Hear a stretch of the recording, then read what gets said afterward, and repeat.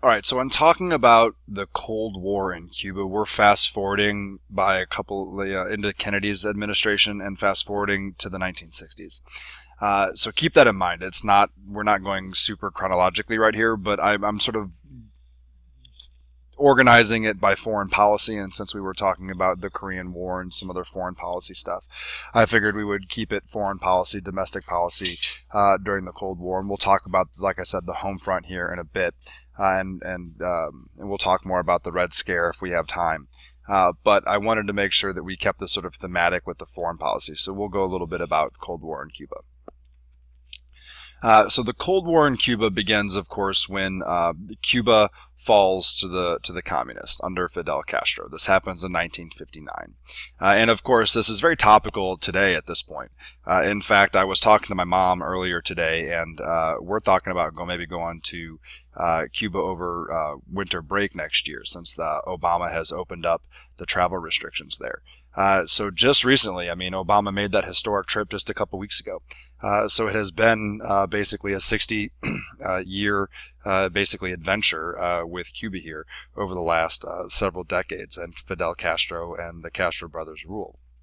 So they're going to be all about the Soviets, obviously. They fall to Castro, the communist dictator, and they will immediately welcome in aid from the Soviets. Now, this will be a bit unnerving, obviously, because they're only 90 miles away. And with that aid from the Soviets comes comes money, and we'll see just a little bit later that will also come nuclear weapons.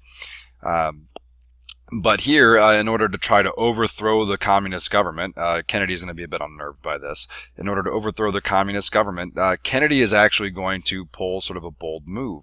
The CIA is going to train about 1,500 Cuban exiles. So even today, and I know some of you guys are baseball fans, but Cubans have been leaving Cuba, communist Cuba, since the 1950s. And so we have a group of Cuban nationalists, Cuban exiles, who would like to do away with Fidel Castro. So the CIA will train these guys, and essentially the idea will be is that these 1,400 Cubans will go in with a secret mission and will essentially overthrow the communist regime and kill Castro and return Cuba back to a democratic government. But this is going to be an abject failure. They're barely going to get off the beachheads before they are taken out by the Cuban military and Castro. And this is really going to be probably the low point of Kennedy's administration. As you can see here from the quote, we look like fools to our friends, rascals to our enemies, and incompetents to the rest. By the way, what a great word, rascals. I'm thinking that probably wasn't the word Castro would use to describe Kennedy and the Bay of Pigs. Oh, those rascals. But anyway, the point still stands that essentially this is not going to be a very high point for Kennedy. And this actually will sort of remain in Kennedy's consciousness, because as we move forward into the Cuban Missile Crisis, which we'll hit here next, Kennedy will keep this in mind. This will always sort of be in the back of his head, because when the stakes are even higher and we get literally to the closest to all-out nuclear war that we've ever been when we get into the Cuban Missile Crisis, it'll become sort of this lasting memory. Well, I can't screw up like we did with the Bay of Pigs, and the Kennedy administration will take that quite seriously. So here's Castro without a Cuban cigar. So the Cuban Missile Crisis, this is about a year or so later. We have our spy planes that are flying over Cuba, and they are able to spot what they see as short-range missiles. Now, Cuba is actually of great importance to the Soviet Union because, as we discussed, at this point in 1962, they do not have the capability of having ICBMs. The Soviets will actually develop ICBMs before us, and that will sort of lead to the space race. And when we get to the space race, we'll talk a little bit more about that. But here we don't have ICBMs, so the Soviets don't have a means of using nuclear weapons on the United States, and sort of vice versa.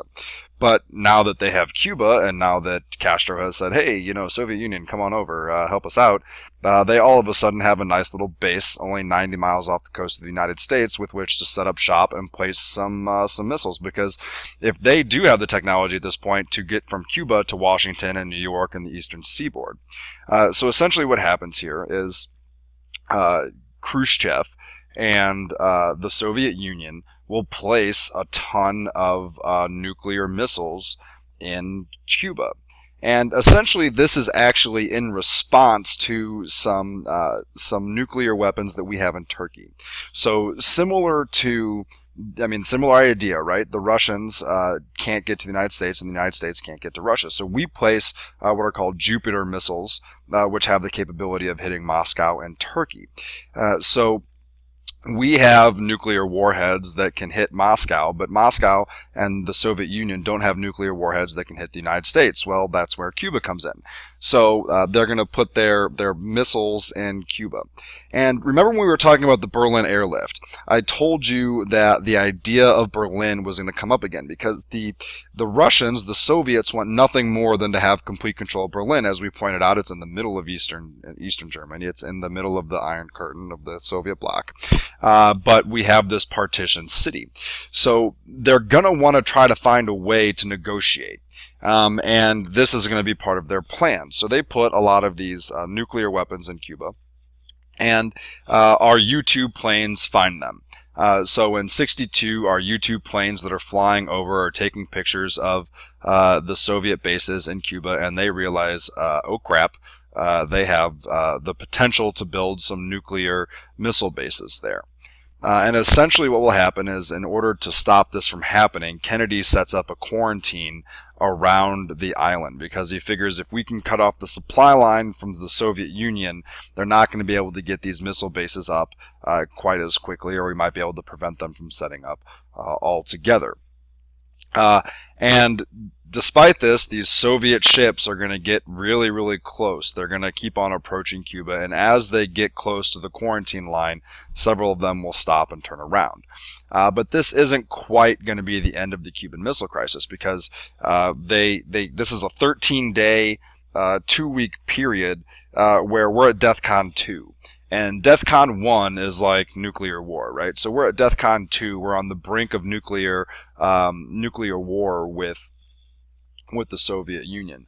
And they're trying like hell to negotiate some way to get out of this. And essentially, the outcome of the Cuban Missile Crisis will be back-channel communications.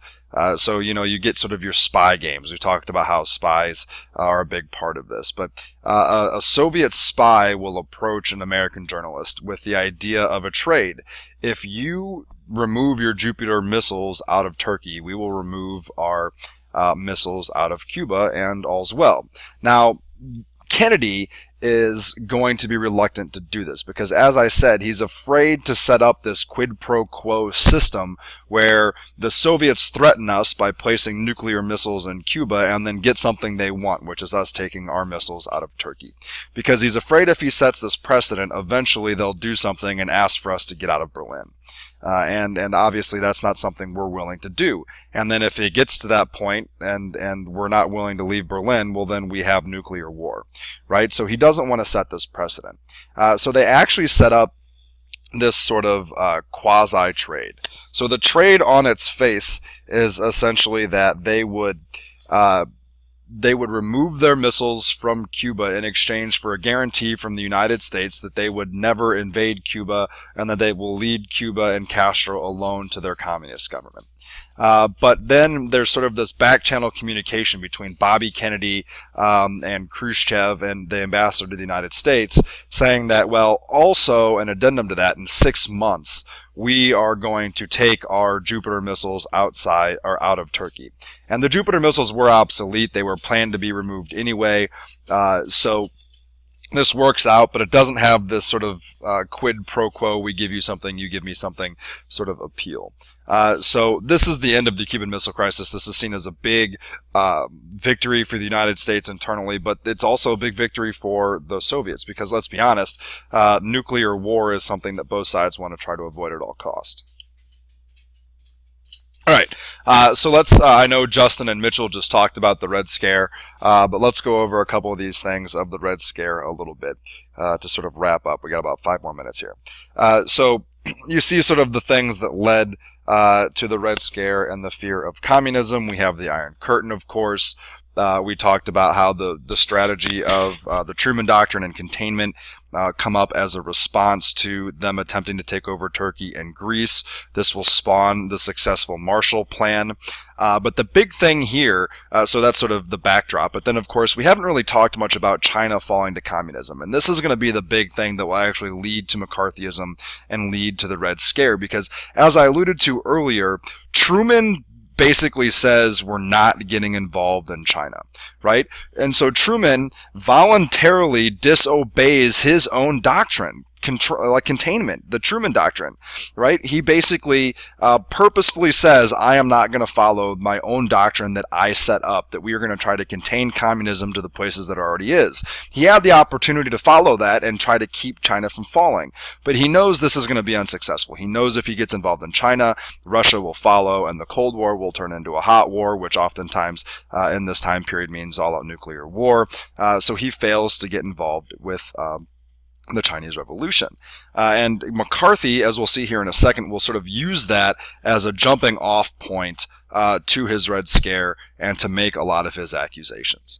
And then, of course, the last part of this is that the Russians, because of the Rosenbergs, who we'll talk about here in a second, actually end up getting the atomic bomb. So this will lead to mass, I won't say mass hysteria, but you guys have heard of the duck and cover video. You maybe watched part of that in elementary school or middle school with the good old turtle ducking and covering with the kids getting under their desks at school to avoid the nuclear destruction. That's kind of laughable now, but people will start building bomb shelters. They'll stock up. It's much like, I don't know how young you guys are probably too young to remember Y2K, but like they were afraid like all the planes are going to start falling out of the sky in Y2K, and everyone went to the grocery store and like built up their supply of Campbell soup and baked beans or whatever else you see here. But here you can see a bomb shelter, and that will basically lead to part of this hysteria. And Alger Hiss is also a part of this. So Alger Hiss is a member of the State Department who had Soviet ties. And he had spent a lot of time in the Soviet Union, and he had a lot of these ties. And essentially, because of McCarthy and his accusations, Hess will be investigated for being a spy, will be convicted for being a spy. And basically, he was just doing his job. And this is a lot of what the hysteria here creates. And part of this has to do with the Rosenbergs as well. This is Julius and Ethel. Julius was definitely guilty. He definitely sold secrets to the Russians that led to them developing the atomic bomb. Ethel, we're not quite sure about. She may have known, she may have been complicit, but they're both put to death. They both are executed for basically selling atomic secrets. Moving on, because we only got a couple minutes here. So McCarthy and McCarthyism will sort of spawn out of this Red Scare. And they have this Committee on Un-American Activities where McCarthy will essentially accuse State Department members like Hess of being communist. And essentially he will accuse these guys of being communist because we didn't get involved in the Chinese Revolution. He says, well, we have these 205 communist members working in the State Department who were sympathetic with this, which is ultimately why we didn't get involved in China. And this is a complete farce, because you can see here, they failed to produce even one shred of evidence that even one of these people were actually communists. But the American public believed, because of the hysteria, the potential attacks, they sort of believed that the communists were infiltrating the government. And McCarthy was sort of seen as a hero eventually, or initially.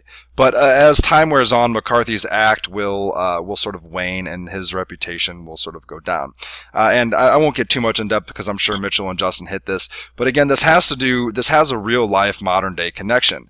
Google Donald Trump and Joseph McCarthy. There are a lot of people who suggest that a lot of the rhetoric that Trump has been spouting about Muslims and that sort of thing has a lot to do with McCarthyism. And in fact, Justin and Mitchell may have shown something to this end. But there's at least some people are drawing this connection between what Trump is doing and McCarthyism. Anyway, I got about 10 seconds left. We'll leave it at this. We'll pick up here on Tuesday.